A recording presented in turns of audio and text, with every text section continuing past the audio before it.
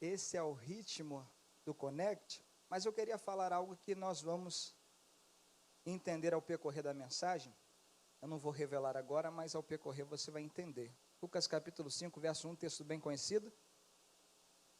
Quem achar, por favor, dá um amém aí, só para eu saber que você achou, para a gente poder ler, todos juntos. Diz assim o texto: Aconteceu que, apertando a multidão para ouvir a palavra de Deus, estava ele junto ao lago de Genezaré, e viu 2 barcos junto à praia do lago, mas os pescadores, havendo desembarcado deles, lavavam as redes. Entrando em um dos barcos, que era de Simão, pediu-lhe que o afastasse um pouco da terra, e assentando ensinava do barco as multidões. Quando acabou de falar, disse a Simão: Fazei-te ao mar alto e lançai as vossas redes para pescar. Respondendo Simão, disse-lhe: Mestre, havendo trabalhado toda a noite, nada apanhamos, mas sobre a tua palavra lançarei as redes. Isto fazendo, apanharam grande quantidade de peixe. Então fizeram sinais aos companheiros que estavam no outro barco para que fossem ajudá-los. E foram e encheram ambos os barcos a ponto que quase iam a pique. Verso 8, vendo isso, Simão Pedro se prostrou aos pés de Jesus, dizendo: Senhor, retira-te de mim, porque sou um homem pecador. Pois à vista da pesca que fizeram, a admiração se apoderou dele e de todos os seus companheiros, bem como de Tiago e João, filhos de Zebedeu, que eram seus sócios. Disse Jesus a Simão: Não temas, porque de agora em diante você será pescador de homens. E arrastando eles os barcos sobre a terra, deixaram tudo e o seguiram. E você, se puder e quiser, diga amém. Agora me dê sua atenção aqui de presente, irmãos, e tenha paciência comigo, porque eu sou que nem carro a álcool, entendeu? Então demora um pouco a pegar, daqui a pouco pega e vai embora, tá bom? Eu sou apaixonado em falar de Jesus. Eu acredito que o centro de toda a Bíblia é Cristo Jesus. Eu acredito que todo sermão que é pregado, todo sermão que é ensinado, todo sermão que é ministrado, tem que trazer glória para Cristo. E a vida de alguém que é cheia do Espírito Santo, ela tem que fazer isso também. Por quê, Lucas? Porque quando Jesus ele fala que não nos deixaria órfãos, mas enviaria o outro Consolador, Jesus fala assim: e esse Consolador que virá, ele me glorificará, porque tem recebido daquilo que é meu. Então Jesus está dizendo: virá um após mim, o Consolador, o Espírito Santo, e a função do Espírito é trazer glória para mim. Por isso que você vai ver quando Pedro é cheio do Espírito Santo em Atos 2, no mesmo Atos 2, Pedro vai pregar um sermão cristocêntrico, trazendo glória para Cristo. Todos os sermões de Atos são sermões que glorificam a Cristo Jesus. Por quê? Porque todos aqueles que são cheios do Espírito Santo têm a função e a finalidade de trazer glória para Cristo. Você quer identificar, quer reconhecer alguém que está cheio do Espírito Santo ou não, perceba-se a conduta de vida, o comportamento, o caráter, a forma de agir, se comportar, está trazendo glória para Cristo. Se não trouxer glória para Cristo, infelizmente está com a ausência da presença. Mas alguém que mesmo na simplicidade está glorificando a Cristo Jesus, já está demonstrando que está cheio da presença de Deus. Agora escute isso. Jesus está na beira do lago de Genezaré, em Lucas 5, e Jesus está recrutando os seus primeiros discípulos, melhor dizendo, Jesus está pregando o Evangelho, Jesus está ensinando a respeito do reino de Deus, e Jesus vai olhar para a beira da margem do lago e vai avistar 2 barcos. Quantos barcos? O texto diz que os pescadores, havendo desembarcado deles, estavam lavando as redes. Só que entenda, a noite anterior foi noite de fracasso, a noite anterior foi noite de tristeza, a noite anterior foi noite de esforço e de angústia. Por quê? Porque eles se esforçaram no trabalho, mas se angustiaram porque naquela noite, literalmente, o mar não estava para peixe. Só que o interessante, para quem já trabalhou a noite aqui, sabe, quando nós chegamos depois de uma noite inteira de trabalho, cansado, fadigado, a única coisa que nós queremos fazer é tomar o nosso banho, reclinar a cabeça sobre o nosso travesseiro e recuperar as energias. Agora imagine comigo depois de uma noite de trabalho, de esforço, de cansaço e de fracasso. Aí que nós não queremos fazer absolutamente nada, senão descansar e recuperar as energias e não pensar na noite passada.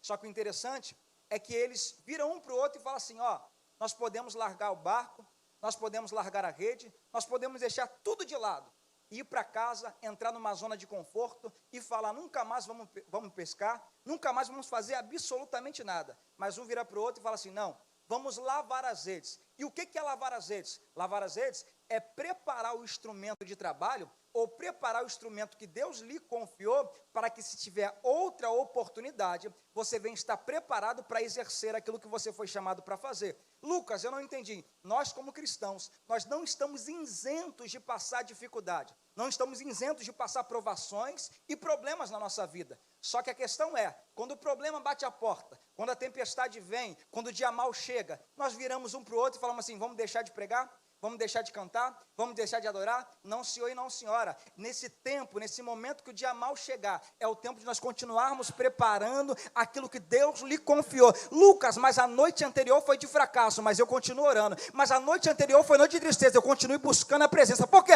Porque a noite anterior de fracasso não impede que a manhã seguinte venha a ser uma manhã de vitória na presença de Deus. Então, as noites anteriores de fracasso não nos impedem de viver uma manhã seguinte de vitória. Só que entenda uma coisa, eles estão lavando as redes. Só que a pergunta é, eles estão lavando as redes pensando na noite anterior que deu errado, ou todas as noites deram erradas? Claro que não. Teve noites que deram certos. Então, eles estão lavando as redes, mas fazendo o quê? Evitando pensar na noite que deu errado. Porque se você tenta progredir pensando na noite que deu errado, você não consegue romper, você não consegue avançar. E Lucas, qual o problema de tudo isso? Aí Deus me trouxe lá de Braz de Pina para dizer uma coisa para você. Tem muita gente que não está conseguindo romper na vida, tem muitas áreas da sua vida que não está conseguindo progredir, por quê? Porque você insiste em viver trazendo traumas do passado para a sua memória. Só que Paulo, escrevendo a carta aos Filipenses capítulo 1, Paulo vive uma vida diferente. Paulo teve traumas na sua vida, teve dificuldade, teve perseguição, teve aflição, teve. Paulo escrevendo a carta aos Filipenses, capítulo 1, ele fala assim, dou graças a Deus, por toda a lembrança boa que eu tenho de vocês, irmãos, isso daqui é loucura. Por que, Lucas, é loucura? Porque Paulo, quando vai fundar a igreja de Filipos, Paulo, Everton, ele é açoitado, ele é perseguido, ele é castigado, ele é aprisionado, é levado para o cárcere interior e tem os seus pés presos no tronco. E Paulo está escrevendo a carta, está dizendo, dou graças a Deus por toda a lembrança boa que eu tenho de vocês. Esse cara é doido, mas não é não. Por quê? Porque por mais que teve perseguição, por mais que teve rejeição, por mais que teve açoites, por mais que teve prisão, Lídia abriu o coração para que Jesus viesse entrar. O carcereiro da prisão e toda a sua família se converteu. Através da adoração e a oração, o terremoto veio e abriu as prisões de todos os que estavam cativos. Sabe o que Paulo está dizendo? As coisas ruins eu esqueço, mas eu quero trazer à memória aquilo que me dá esperança. Lucas, qual é a palavra? É tempo de nós descartarmos da nossa mente tudo aquilo que é ruim, todo o trauma do passado venha a ser descartado, mas só venha a reinar na nossa memória aquilo que nos traz esperança. Eles estão lavando as redes, irmãos, isso daqui, o meu coração começa a estremecer. Por quê? Porque Jesus sabe que eles estão chateados, sabe que a noite anterior foi noite de fracasso, de tristeza, eles estão angustiados, eles estão tristes, por quê? Porque o barco está vazio. A noite anterior foi uma noite frustrante, uma noite de fracasso. Jesus vai chegar no barco de Pedro e vai falar assim, Pedro, eu sei que tu está triste, isso daqui é fenomenal, eu sei que tu está chateado, eu sei que a noite anterior foi de fracasso e você está magoado, mas e aí, posso pregar no teu barco hoje? Eu sei que tu entrou aqui, daquela expressão mais chula, só o bagaço da laranja, mas eu posso adorar no teu barco hoje? Eu sei que o teu coração está angustiado, mas eu posso cantar no teu barco hoje? Lucas, eu ainda não entendi onde que você quer chegar. De repente você entrou por essas portas triste, chateado, esperando receber um abraço, e Deus está dizendo assim para você, posso te usar para abraçar alguém hoje? De repente você entrou por essas portas, triste, chateado, esperando ouvir Deus falar com você, Deus está dizendo, posso te usar para ser boca de Deus para alguém hoje? Por quê? Porque mesmo triste, chateado, você continua sendo um instrumento e uma ferramenta na mão de Deus. Aleluia! Não tem para onde correr, mas Senhor, estou triste, continua sendo um instrumento. Senhor, estou chateado, continua sendo uma ferramenta. Só para você entender o que eu estou pregando, para você entender o que eu vivi. Eu estava na Bahia, com a Tainá, ia pregar lá domingo à noite. O pai da Tainá veio a falecer no domingo pela manhã. Eu corri para o aeroporto, fiz ela embarcar. triste, chateado, subir no púlpito e ouvir Deus falar comigo: e aí, eu sei que tu está triste, mas posso pregar no teu barco hoje? Eu sei que o teu coração está angustiado, a sua alma está aflita, mas mesmo dessa forma você continua sendo um instrumento e uma ferramenta na mão de Deus. Ei, nos dias mais difíceis, nos dias mais obscuros, que você vai pensar que você não serve para nada, Deus vai te usar de forma poderosa e gloriosa para abençoar vidas que estão ao seu redor. Aleluias! Mesmo tristes, chateados, aflitos, nós continuamos sendo um instrumento na mão de Deus. Eles estão lavando as redes, Jesus vai pedir o barco de Simão emprestado, vai falar: deixa eu pregar no teu barco hoje. Simão vai dar liberdade, vai abrir as portas do barco para que Jesus venha entrar, e Jesus vai liberar uma palavra para Simão, que isso daqui me chama a atenção. Simão já deixou entrar, deu liberdade para eu assumir o controle, agora afaste o barco da terra. Isso daqui é interessante. Por quê? Porque barco não foi construído para se locomover na terra. Barco não foi feito para ficar enraizado na terra. O construtor da embarcação, quando o criou, disse assim: você não vai ficar preso na terra. E o que acontece com o barco na terra? Só vive atolado, não anda nem para frente, nem para trás. Lucas, qual é a palavra? Vai doer, mas eu vou ter que falar. Deus me trouxe aqui para falar para pessoas que estão se perguntando: por que tem certas áreas que não está progredindo? Porque tem certas coisas que ainda não chegou nas minhas mãos, sabe por quê? Porque o teu barco ainda está aprisionado na terra.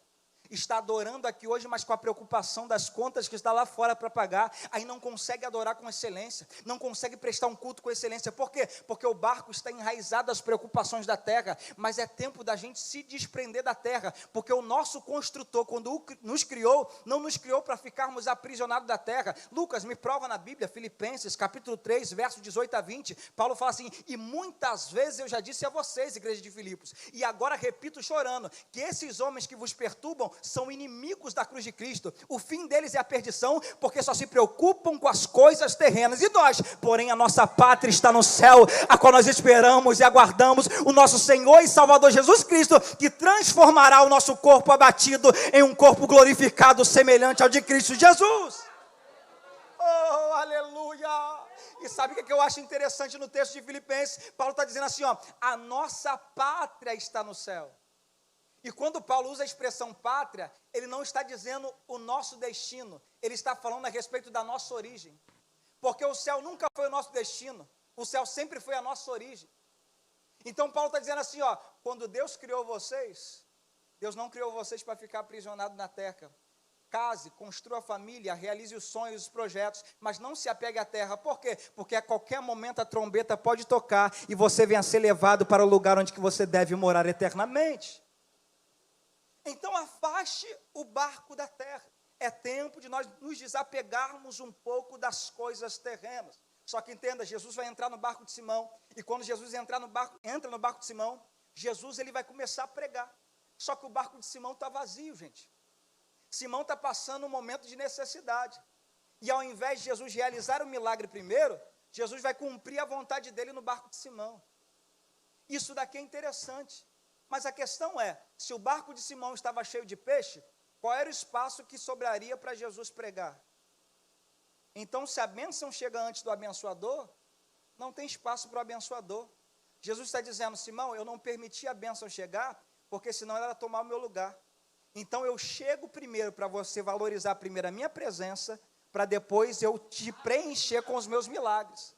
Então, primeiro nós temos que valorizar a presença daquele que faz, para depois receber as bênçãos que ele tem para nos dar. Senão a gente inverte os valores. E infelizmente, irmãos, nós temos invertido os valores quanto a isso. A presença de Deus é mais valiosa do que qualquer milagre, do que qualquer bênção que ele pode realizar. E no final do texto a gente vai ver isso. Só que Simão, ele tem que ter a paciência, irmãos. A paciência de quê? De esperar, mesmo aflito e mesmo com necessidade, Jesus primeiro cumprir a vontade dele. Irmãos, isso daqui é doloroso. Porque só quem passa momentos difíceis, só quem passa momentos de escassez, sabe o quanto é doído aguardar e esperar o tempo de Deus se cumprir na nossa vida.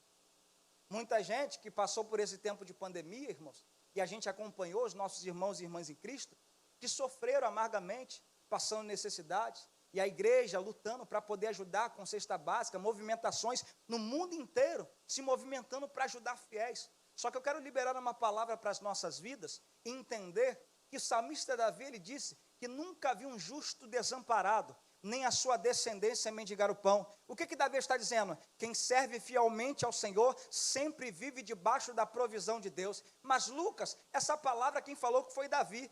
Você quer sobre Jesus? Jesus, um certo dia, em Mateus capítulo 6, ele vai dizer assim, não andeis ansioso por coisa alguma, quanto à vossa vida, quanto que é a vez de comer, quanto que é a vez de vestir, olhai para as aves do céu, não trabalham, não semeiam, não ajuntam em celeiro, mas o vosso Pai as alimenta. Olhai para os lírios do campo, como são belos, como são formosos, e nem Salomão em toda a sua glória se vestiu como um deles. Se Deus veste assim a erva do campo, que hoje está de pé, amanhã seca, murcha e morre, quanto mais vocês, homens de pequena fé, buscai primeiro o reino de Deus e a sua justiça, e todas estas coisas vos serão acrescentadas. Vira para alguém, me ajude a pregar, dizendo assim: está preocupado com o que, crente?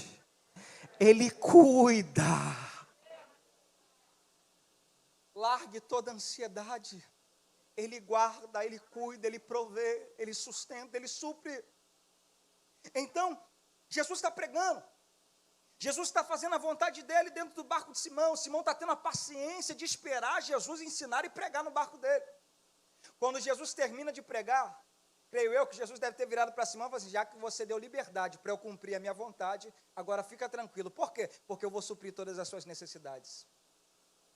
Lucas, qual é a palavra? Não adianta colocar Deus contra a parede e falar assim: eu quero no meu tempo, eu quero no meu momento, eu quero agora, que nem o filho pródigo, eu quero, me dá. Porque bênção que vem antes da hora, infelizmente, na verdade, as coisas de Deus que vêm antes da hora, quando nós não temos maturidade para poder suportar e administrar, infelizmente vira algo ruim para nós. Por isso nós precisamos entender que Deus ele tem um tempo determinado para todas as coisas. Satanás, em Mateus capítulo 4, ele vai dizer assim: se prostrado me adorares, tudo isso lhe darei. Só que não era o tempo de Jesus herdar tudo aquilo, porque quando ele morreu, a Bíblia diz que ele foi elevado aos céus, assentou à direita de Deus Pai e foi dado todo o poder nos céus e na terra.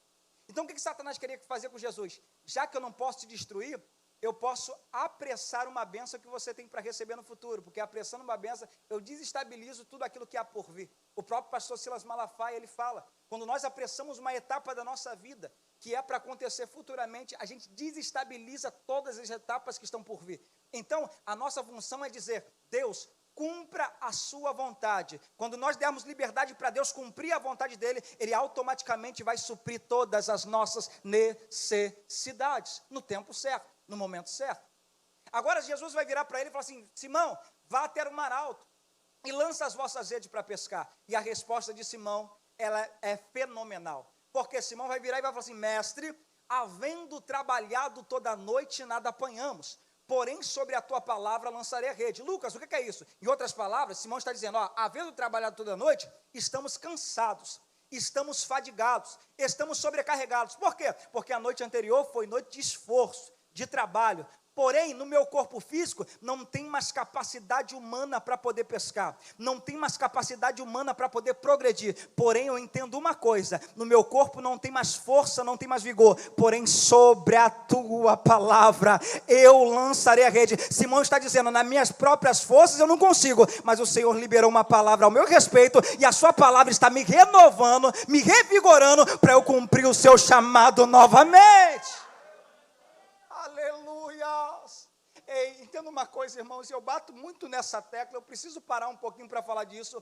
Haja o que houver, aconteça o que acontecer, a DEVEC é conhecida como a igreja da palavra. Eu louvo isso, eu vim falando no carro, eu gosto de pregar na DEVEC, porque quando a gente chega, o povo dá 40 minutos para a gente falar, dá 30 minutos, quando a gente vai em certos lugares, as pessoas, corim de fogo, revelação, taca tudo palavra, 10 para as 9 até 9 horas, irmão, eu fico só Jesus da graça na minha vida. Por quê? Porque a palavra ela tem que ser priorizada mesmo.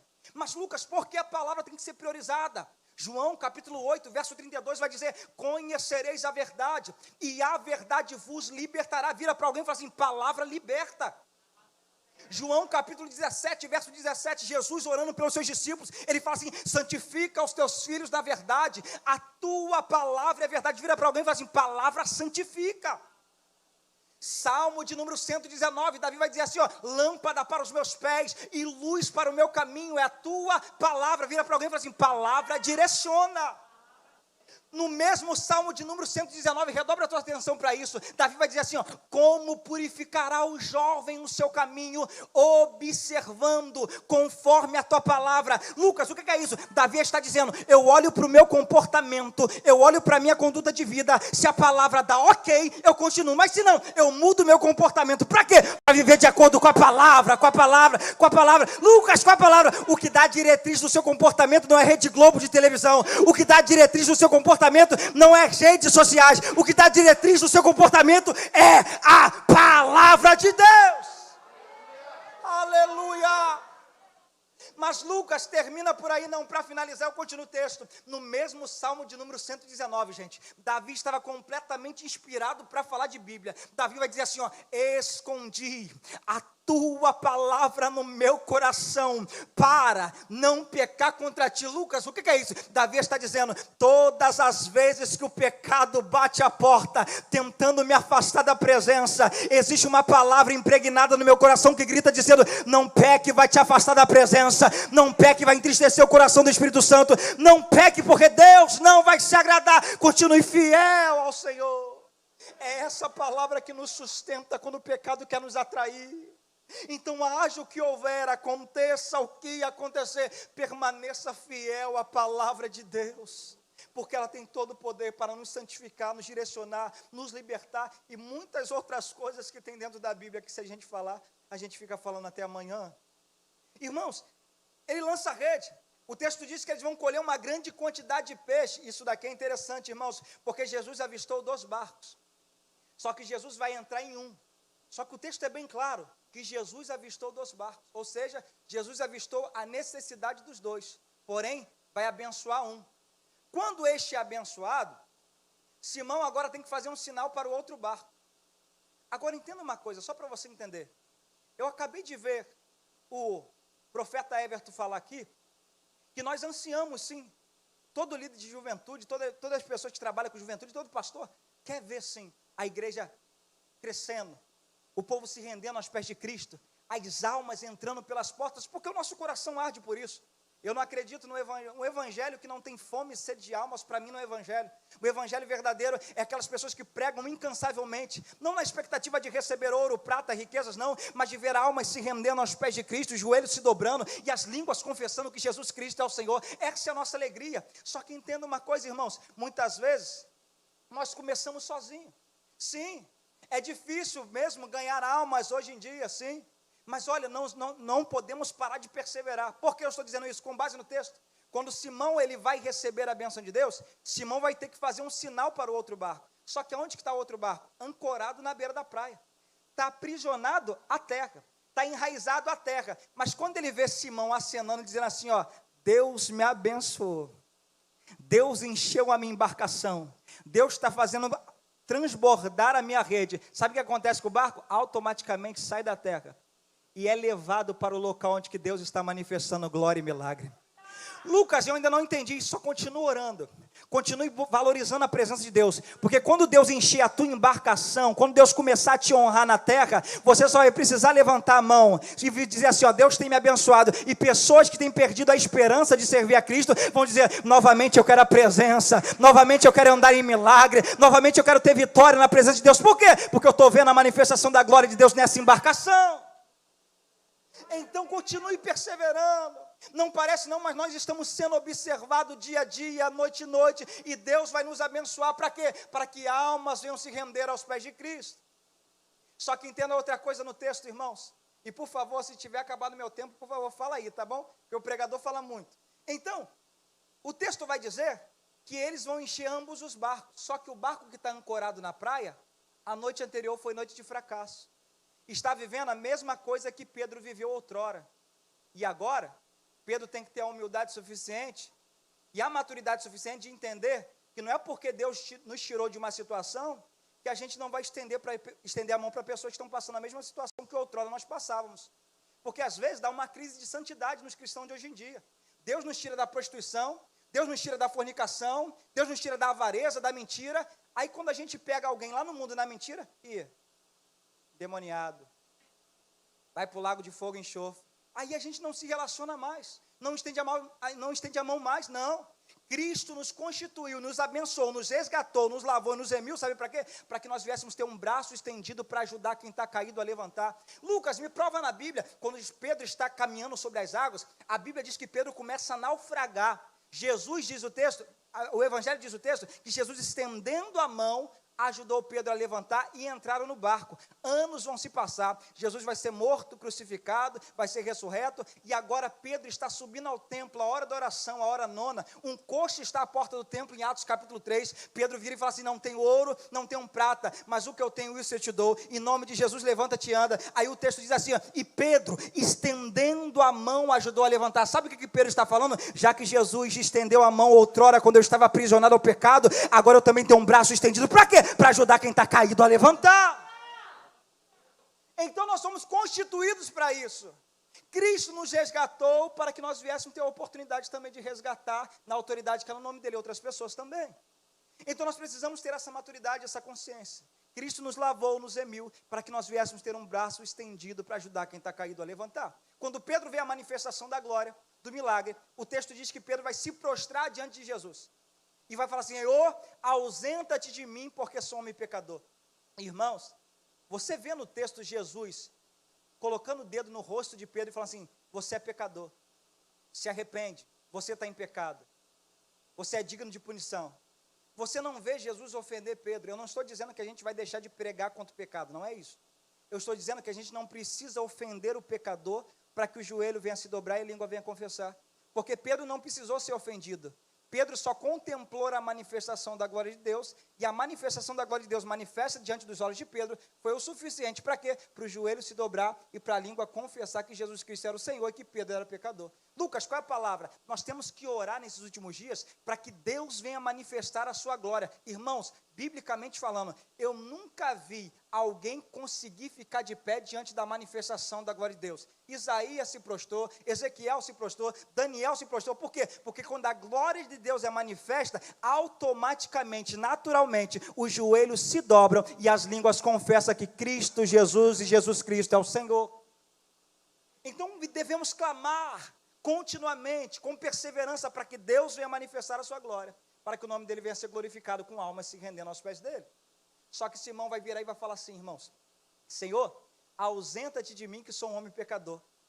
E creio eu, irmãos, que Jesus vira para Pedro e fala assim, Pedro, quando você reconhece que é pecador, a minha presença não se afasta, a minha presença se aproxima. Por quê? Porque eu resisto ao soberbo, mas não resisto a um coração contrito e quebrantado. Quando nós temos a humildade suficiente de reconhecer que nós somos falhos, imperfeitos, pecadores, nós estamos cooperando para atrair a presença de Deus para o ambiente. Agora escute isso. O texto vai dizer, irmão, só para eu pegar um gancho aqui, que eu preciso falar isso, para eu liberar essa palavra sobre as nossas vidas, que os barcos quase iam afundando, no plural, encheram ambos os barcos, a bênção foi tão grande, que iam, pluralidade, afundando. Só que entenda isso.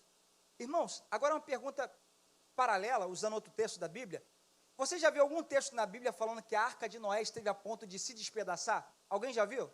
Eu nunca vi um texto na Bíblia falando que a arca de Noé esteve a ponto de naufragar. Mas Lucas, por quê? Porque Deus vira para Noé e fala assim, Noé, constrói a arca. Quem vai construir a arca é Noé. Repita comigo, Noé. Então Noé vai receber a incumbência e a responsabilidade de construir a arca. Então Noé vai construir a arca, vai durar 120 anos. Irmãos, agora interage comigo, por favor. Na arca, tinha casal de elefante, sim ou não? Tinha casal de girafa, sim ou não? Casal de leão, urso, tinha. O que esses animais têm em comum? São animais de grande porte. Para a arca comportar todos esses animais, a arca foi algo grandioso. A arca foi algo monumental, a arca foi algo fenomenal. E quem que construiu a arca, quem que construiu algo grandioso, foi Noé. Só que na mente de Noé, está assim, vou entrar na arca agora, vou sentar na minha poltrona, vou ligar a arca, vou passar a primeira, tirar o freio de mão, pegar no volante, pisar no acelerador, embreagem e vou embora.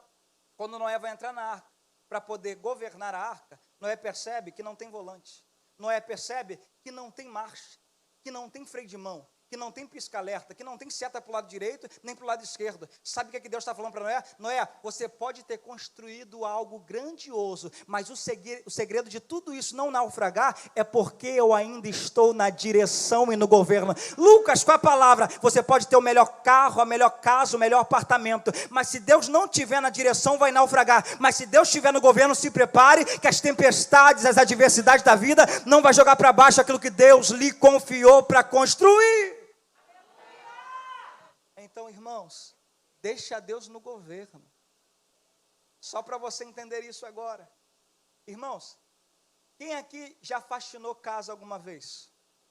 Quem é que decide quando a casa vai ser faxinada? Você que mora dentro dela? Ou a casa vira para você e fala assim, me limpe que eu estou muito suja? A casa nunca pôde opinar. A casa nunca pôde falar. Lucas, por que você está dizendo isso? Porque a Bíblia diz, Paulo escrevendo na carta à igreja de Corinto, que nós agora somos casa, templo do Espírito Santo de Deus. Então, eu acabei de dizer que sempre quem limpa a casa, quem governa a casa, quem dá as diretrizes da casa, é o inquilino que mora dentro dela. Por quê? Porque a casa não pode opinar. Lucas, qual é a palavra? Agora nós somos casa, e nós temos que entender que agora nós não temos mais a oportunidade de opinar. Por quê? Porque quem governa a casa, quem mora dentro dela. Mas Lucas, o que vai acontecer? Romanos vai dizer que a vontade dele é boa, é agradável e é perfeita, então deixa ele governar. Nós temos que dar total liberdade para que o Espírito Santo venha governar, para que ele venha fazer a vontade dele através de nós. Irmãos, o texto vai dizer que Jesus vira para Pedro e fala assim, Pedro, você será agora pescador de homens. Só que dentro de uma conjecturação de pregador agora, Simão deve ter virado para o Senhor e falado assim, Senhor, o que eu vou fazer no teu reino é parecido com o que eu já faço? Creio eu que Jesus virou para ele e falou assim, é totalmente o oposto daquilo que você já faz. Então o que eu vou fazer? Você vai ser pescador de homens. Mas Senhor, eu já pesco, é parecido, é igual. Não, Pedro, você está acostumado a entrar no mar, pescar um peixe com vida do mar, para trazer para a terra, para morrer, mas a partir de hoje eu estou te dando autoridade, estou constituindo sobre a tua vida um poder, para quê? Para entrar nas regiões da sombra da morte, pescar vidas que estão mortas espiritualmente, e trazer para a minha presença, para ganhar vida, e vida com abundância. Levanta a mão para receber aqui. Deus está nos levantando nesses últimos dias, para entrar onde que reina a prostituição, o tráfico de drogas, a imoralidade sexual, e dizer, recebam vida, e vida com abundância. Deus vai nos levantar nesses últimos dias como os pescadores de almas, para gerar filhos para o reino dele, gente. E o meu coração arde por falar disso, porque nós precisamos ter fome e sede de ganhar almas para Jesus. Só que entenda uma coisa, eu finalizo a mensagem desta noite dizendo algo.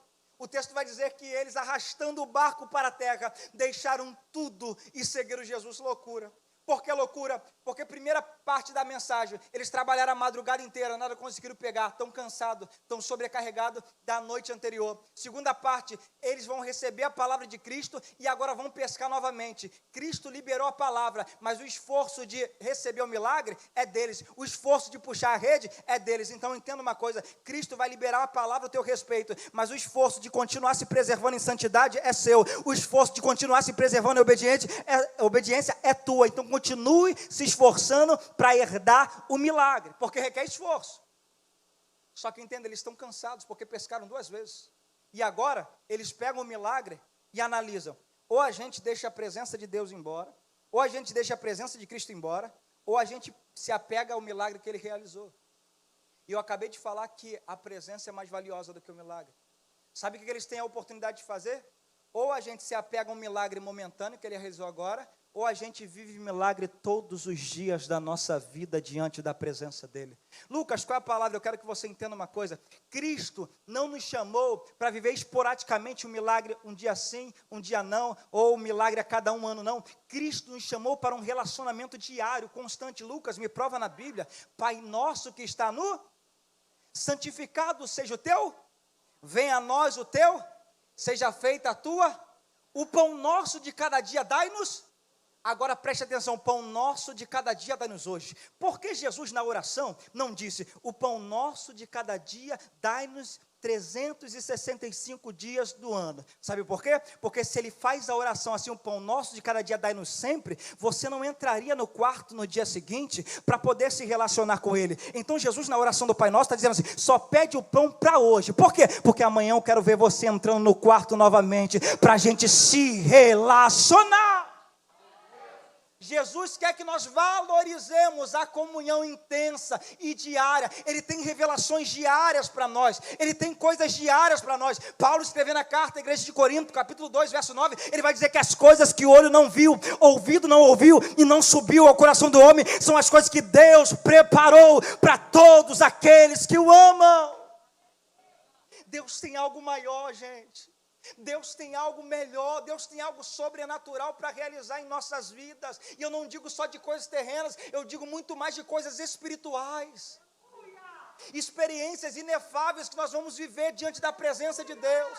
Mas precisamos viver intensamente o relacionamento diário com Ele. Irmãos, Maria em João capítulo 2, eu fecho isso daqui. Maria em João capítulo 2 vai dizer para Jesus, Senhor, eles não têm mais vinho. Jesus vira para ela e fala assim, mulher, não é chegada a minha hora. Ela vira para os serventes e fala assim, ó, fazei tudo quanto Ele vos disser. Agora, redobre atenção para você entender isso. Jesus falou que não era chegada a hora dele. Mas Maria para os serventes e fala assim, ó, não chegou a hora dele. Mas se chegar, fazei tudo quanto ele vos disser. Sabe o que ela está dizendo? Ó, enquanto não chegou a hora, está na hora da gente continuar orando, lendo Bíblia, buscando a presença e jejuando. Mas quando chegar a hora dele de nos usar, viva intensamente. Pratique a vontade dele intensamente, por completo. Não se poupe, mas viva intensamente a sua vida diante da presença de Deus, como se fosse o último dia. Se coloque de pé nesta noite em nome de Jesus, por favor.